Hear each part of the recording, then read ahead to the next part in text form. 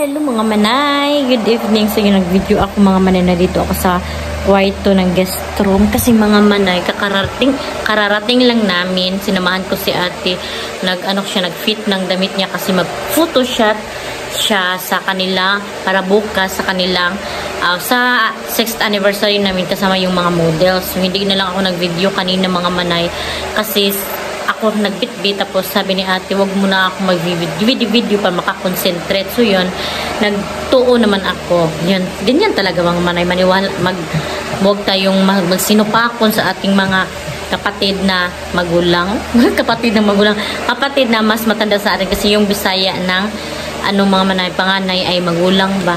Kung sa Tagalog, ang magulang ay parents. So, yun mga manay, ngayon ay 7 p.m. So, nagpa-plan si Kuya Glenn, yung bayaw ko na mister ng ate ko na mag-dinner kami sa labas. So, isama ko kayo mamaya kasi para may makontent tayo at ma-video mga manay araw-araw. So, try ko talaga araw-araw pag hindi ako busy. Pero pag busy, wala talaga akong mga video. So, ganun talaga ang buhay mga manay.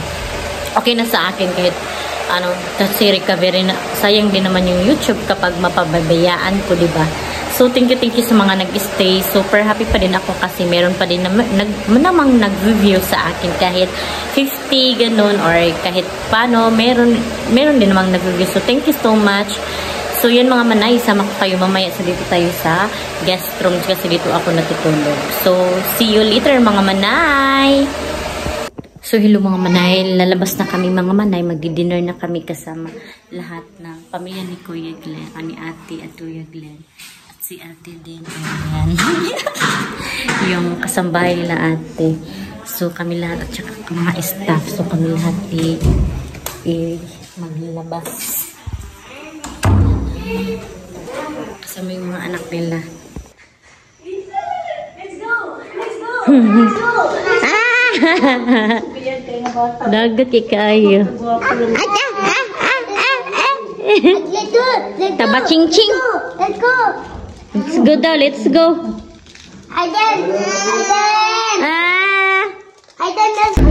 So yan, lalabas na kami mga manay. Magdi-dinner kami sa labas. Yan, kasama ang buong pamilya. Hello mga manay. So dito na kami sa kakainan na namin. Ayan, sa restaurant mga manay. Kasama ang buong pamilya. Ayan, so may music mga manay, makapiright tayo nito. Silent na lang.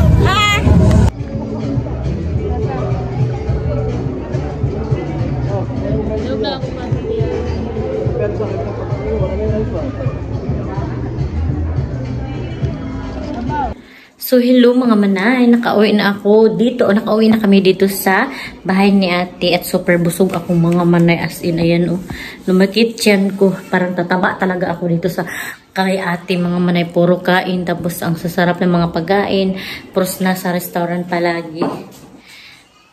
So, bukas mga manay, ay uuwi na ako sa Talakugon, pero hapon na ako magikan dito mga manay, kasi, run out na sa Bayugan, so kailangan magpahapon tayo. So, so magpahapon tayo mga manay para hindi tayo umaga ba nga mag-alis.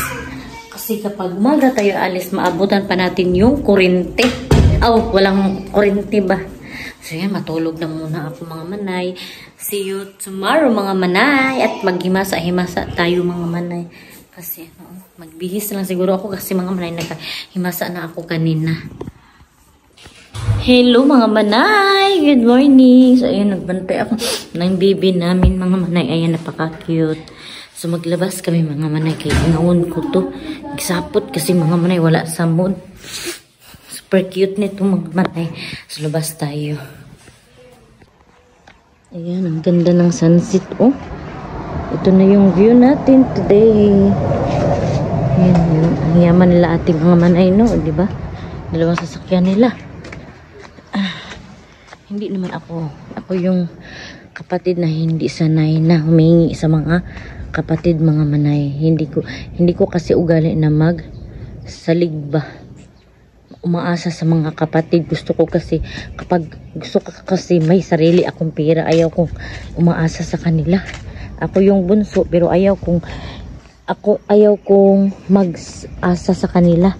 Ayan mga may tanim si ate dito. Ayan, may tanglad siya. Ayan, may mga dahon ng sibuyas. May alugbati, ang taba ng alugbati, di ba? Ang sipag talaga ng kapatid ko mga manay, kahit anong busy niya, may mga tanim talaga siya dito. At saka makasave pa. O di ba, ganyan talaga mga manay. O di ba, ang yaman-yaman na nga ni ate, pero tatanim pa rin siya. Kasi yung iba ang arte ba, hindi pa nagtatanim, tapos ang hirap pa ng buhay, tapos dami pang mga reklamo. So, kung maglihok di ay, kung mag-work para may makuhang pagkain o kaya magbinta ganun, wag tayong asa-asa kahit sa mga kaninong tao ganun. Kasi ako mga manay, hindi talaga ako sanay na umaasa. Iyan tayo mga manay, hindi kasi ako sanay na umaasa sa mga kapatid ganun mga manay. Wag natin sanayin na may palaging andyan para sa atin. Sanayin natin na marunong tayo sa buhay para sa ekonomiya ng buhay. Cheers, ano daw? Mag-upo tayo kasi ang bigat nito mga manay. Tapos naghawak pa ako ng cellphone. Ilagay ko kayo dito sa kilid. Ayan ang batang makulit, ang batang iyakin. Iyakin kasi itong mga manay. Ayan, ang cute. Ayan, katugon pa siya mga manay. Diyan muna kayo mga manay ha. Iwan ko muna kayo kasi ako. Patulugan ko muna ito.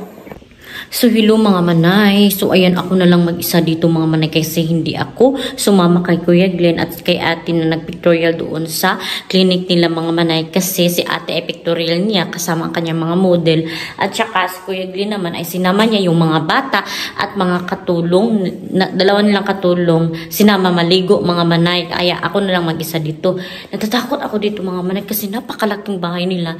Tapos nasa isip ko baba kalooban, Diyos ko Lord, parehas itong sa mga salida bitaw mga manay. Kapag manonood tayo ng mga movie, may mga taong masasamang loob ba pag nakita nila na umalis yung mga may-ari ng bahay ay may mga masamang loob bang magpunta. Diyos ko, palayo na ng simba ko, palayo mga manay. Pero hindi man, yan lang nasa isip ko ba nga, baka loobin ng masamang tao, tapos ako lang dito, Diyos ko, nakakatakot, simba ko, palayo. So yan mga manay, dito tayo, ang lawak-lawak, tapos ako lang mag-isa, pakita ko sa inyo. Ay, mag-tour na lang tayo. Ay, hindi pwede mag-tour mga manay, kasi yung bahay magulo. Hindi kasi naglinis. So, ang gagawin ko ngayon ay maglinis ako dito sa bahay nila ate. Ayan o, ito yung mga towel, ayan. Yung mga bata. Nagkagulo kasi mga manay kasi umalis sila. So, malinis lang to kapag andito sila yung mga katulong. Tapos yung mga anak ni ate ay mag-aaral. So, maglinis na yung mga katulong. Ayan o, nagkagubot mga manay. So, ipakita ko na lang kayo dito sa loob ng bahay nila ate. So, ayan mga manay. O, ang ganda man no? O, diba? Ang ganda ng mga picture. Napaka-artistic ng bahay nila. Ayan. O, diba? 0.5 ko mga manay. Ang laki ng bahay nila doon pa sa taas. Malawak pa doon. Ang kwarto doon mga manay ay apat. Na-tour na ko na kayo dati doon mga manay. Nung first day pa ko pa dito na-tour ko na kayo. So ito yung CR sa baba. Ayan mga manay, diba? Na-tour ko na kayo kaya hindi ko na kayo i-tour kasi nakita nyo naman. Nakita nyo, ayan yung forma natin ngayon. Hindi pa ako naligo mga manay. Tapos dito mga manay may susi o lalagyan ng susi nila. Ayan. Ito sa siguro to motor. Yan, sobrang tahimik dito mga manay. Ako lang mag-isa. Ayan. Ako lang dito kasi. Ayan. Naghala. Bumalik sila mga manay. Ayan. Ibalik lagi mo. Ibalik lagi mo. Nag-vlog-vlog ba ako? Bumalik sila mga manay kasi wala silang rice. Ayan. Ito sila ngayon nakapag-swimming. Si Kuya Git. Hello, Hiden!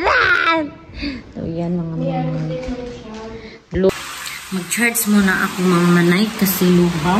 Ang dami ko kasing editon kasi kaya hindi ako sasama mga manay kasi dami akong editon sa work kay ni ate mga manay.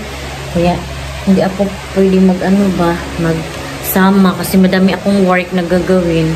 So yan mga manay, siguro dito ko na lang muna i-end ang aking vlog. Thank you so much mga nanood kasi mamaya magbiyahe na ako, another vlog.